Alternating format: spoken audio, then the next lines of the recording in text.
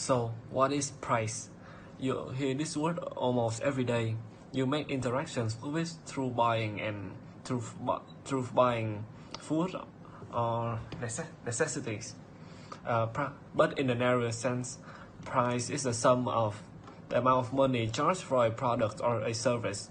More broadly, price is the sum of all the values that customers give up to gain the benefits of having or using a product or service. Price is the only element in the marketing mix that produces revenue. All other elements represent cost. Topic 2. Major pricing strategies. First, customer value-based pricing. Good value pricing is offering the right combinations of quality and good service at a fair price.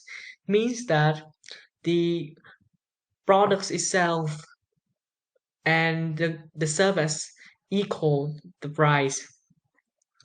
Good value pricing at the retail level is called everyday low pricing, EDLP.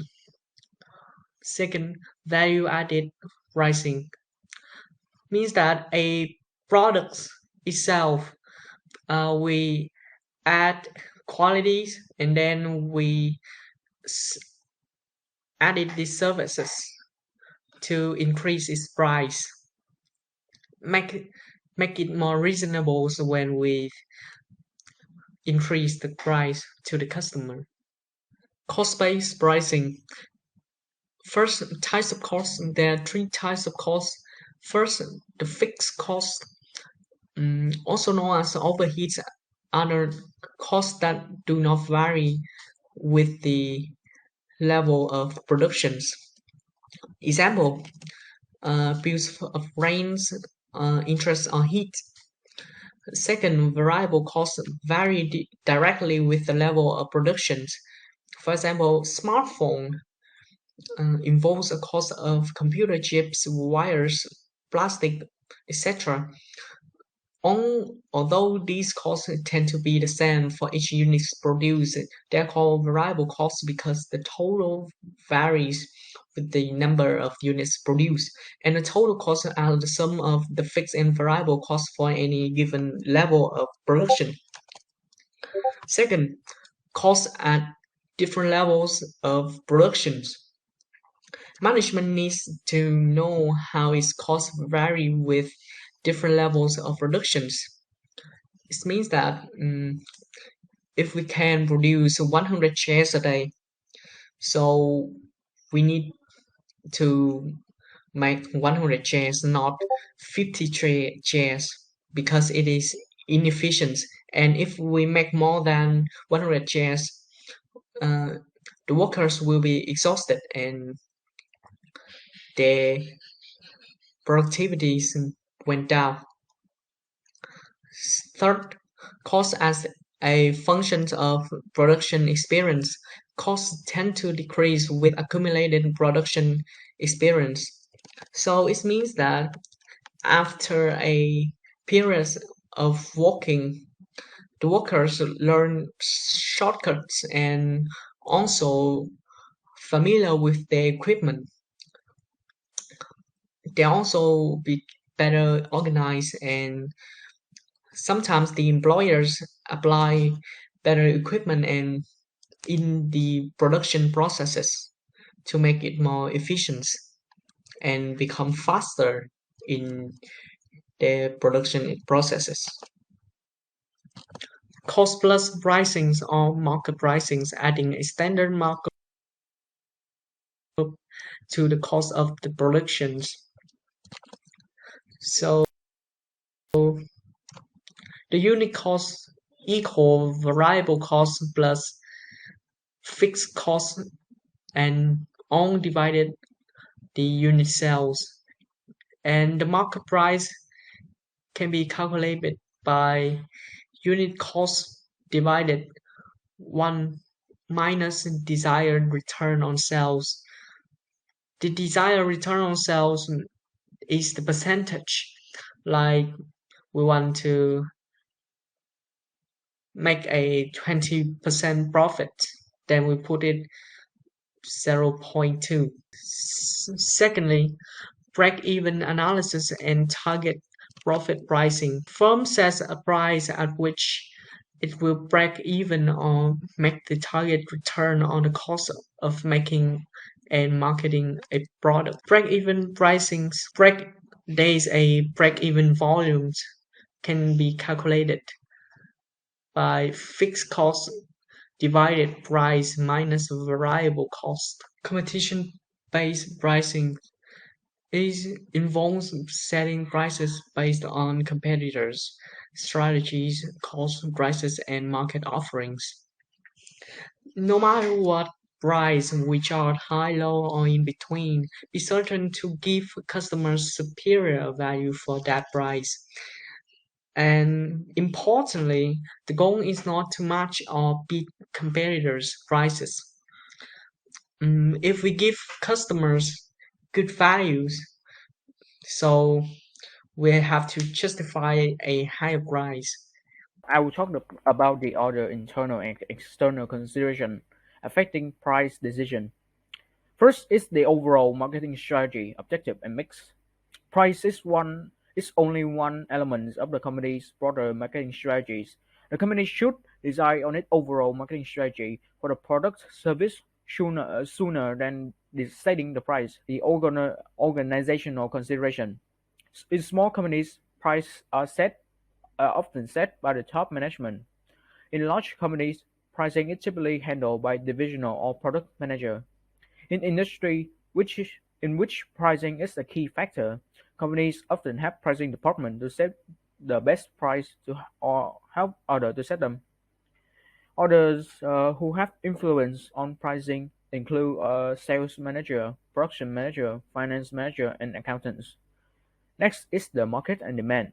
Both consumer and individual buyers balance the price of a product or service against the benefit of owning it. Thus, before setting the price, the marketer must understand the relationship between price and demand for the company product. Finally, is the economy. Economic condition can have strong impact on the firm pricing strategies. Economic factors such as bloom or recession, inflation, and interest rate affect pricing decision. Even in tough economic times, the consumer do not buy based on the prices alone. They balance the price they pay against the value they receive. Now, we will analyze the price and demand relationship. So each price the company might change will lead to a different level of demand. The relationship between the price charge, and the resulting demand level is shown on the demand curve. And then we will talk about the price elasticity of demand. A measure price elasticity of demand is the measure of the sensitivity of demand to change in prices. If demand hardly change with a small change in price, we can say that the demand is inelastic. If demand change greatly, we say the demand is elastic. If the demand is elastic rather than inelastic, seller will consider lowering the price. A lower price will produce more total revenue, and we can do the opposite to the inelastic market. And next is finally pricing in different types of market. Economists recognize four types of market, each presenting a different pricing challenge. First is under pure competition. Under pure monopolistic competition. Under oligopolistic competition. In a pure monopoly, the market is dominated by one seller. The seller may be a government monopoly, a private regulated monopoly, or a private unregulated monopoly. And next, we will talk about the other external factors. Beyond the market and the economy, the company must consider several other factors. First is the seller reaction to prices. The sellers are one of the key factors for a company. They will help sell the product. So the company should set price that gives seller a fair profit, encourage their support, and help them to sell the product effectively. Next is the government. Government is another important external influence on pricing decision. And finally is social concern. In setting price, a company's short-term sales, market share, and profit goal may need to be tempered by broader, more social consideration. So hello everyone. Let's start with continue on the presentation. So in this slide, I'm going to talk about the new product pricing strategy. It is defined by when the company set the prices for the first time.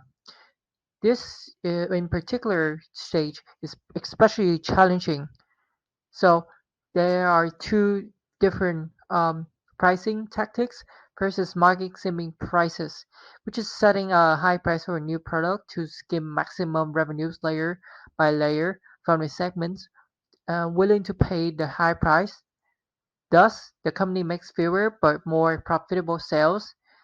The second pricing is market penetration, setting a low price for a new product in order to attract a large number of buyers and large market share. Next, I'm going to talk about the various strategies in product mix pricing. So, when the product is part of a product mix, the firm searches for a set of prices that will maximize the profits from the total mix. So, uh, first is product line pricing, in which the company determines the prices step for the entire product line it offers. Um, Company usually consider cost difference between products in the line. The company should ensure differences in customer perception when judging various features. Next is optional product pricing. This is an optional or accessory products included with the main product. In this kind of strategy, company must decide which item to include in the base price and which to offer as options. Third is captive product pricing, products that are required for using the main product.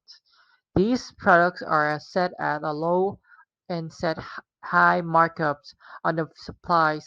Some companies make little on the product on the main product, but makes up in the sales of customer usage. This is kind of called loss return strategies. In case of services, the pricing is separated by two pricing, fixed plus and a variable usage rate. And the fourth one is by product pricing, which is waste or residue product produced when making the main product. Companies seek a market for this byproduct to help offset the cost of disposing them and help make the price of the main product more competitive. And for example, in clothing, um, when the cloth are washed up with melanin are byproduct of cotton, so they are sold to cosmetics. And finally, product bundle pricing. This is a combination of products at a reduced price. We can think of it like a combo. Um, this kind of price can promote the sales of product consumers might otherwise buy, but the combined price must be low enough to get them to buy the bundle. And this is the end of my presentation. Price adjustment strategies. First, discount and allowance pricing, reducing prices to reward customer responses such as volume purchases, paying early, or promoting the product. It includes cash discount, quantity, functional, and seasonal discounts, and also trading and promotional allowances. segmented pricing, adjusting prices to allow for differences in customers, products, and locations. There are four types of that. There are customer segment pricing, product form pricing, location-based, and time-based pricing. Third, psychological pricing is adjusting prices for psychological effects. It includes psychological pricing and reference pricing. Promotional pricing, temporarily reducing prices to spur short run sales is include discounts, special event pricing, limited time offers, such as only online flash sales or cash rebates. Low interest financing, longer guarantees or free maintenance can also reduce the customer's price. Fifth, geographical pricing, adjusting prices to account for the geographic location of customers. It include free on board, origin pricing, uniform delivery pricing, zone pricing, and basing points pricing, freight absorption pricing, and dynamic pricing, adjusting prices continually to meet the characteristics and needs of individual customers and situations. Finally, international pricing, adjusting prices for international market. All right, so price changes. Let's talk about it. We can see initiating price changes. So in some cases, the company may find it desirable to initiate either a price cut or a price increase. In both cases, it must anticipate possible buyer and competitor reaction. All right, now we move on different reactors. When the price is changed, there are different reactors exist. Two special that we can mention are competitor reactions and buyer reactions.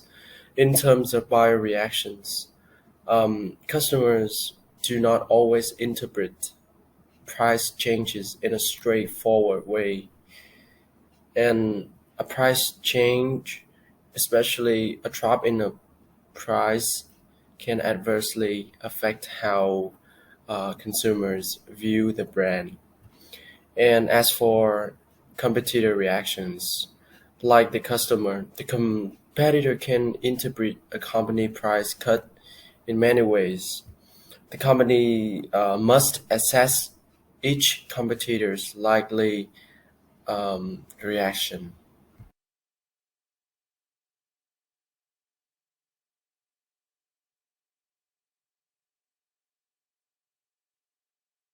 All right, so now move on responding to price changes.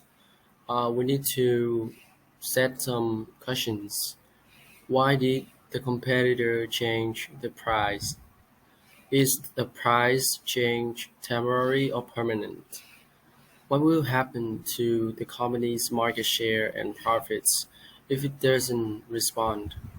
And finally, are other competitors going to respond?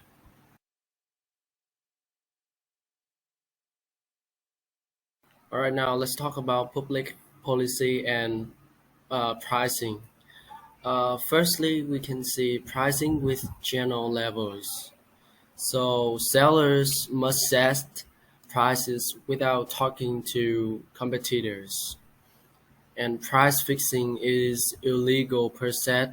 That is, the government does not accept any excuses for price fixing. And secondly, pricing across channel levels. The Robinson-Patman Act seeks to prevent unfair price discrimination by ensuring that sellers offer the same price terms to customers at a given level of trade.